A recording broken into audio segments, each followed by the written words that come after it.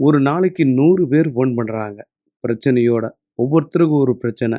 ஒரு பையன் ஃபோன் பண்றான். அவங்க அம்மா வந்து வெளிய ஆம்பளைங்கள கூட்டு வந்து படுக்கை அறையில உடல் ரீதியா இருக்காங்க. இன்னொரு பையன் ஃபோன் பண்றான். தூங்கிட்டு இருக்கும்போது பிறப்பு உறுப்புல வாய் வச்சுர்றாங்களாம். சொல்ல முடியாத ஒரு உறவு.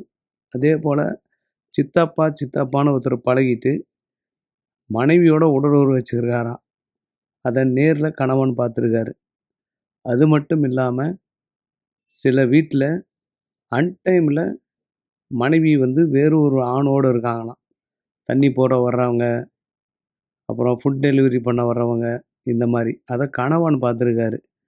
இந்த மாரி சகிக்க முடியாத சில செய்திகள், சில தகவல்கள் வருது.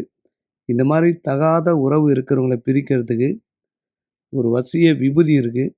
அத குளிக்கிற பக்கெட்ல போட்டீங்கன்னா, கொஞ்சம் அவர்கள் சுத்தமாவதற்கு ஒரு வாய்ப்பு உண்டு.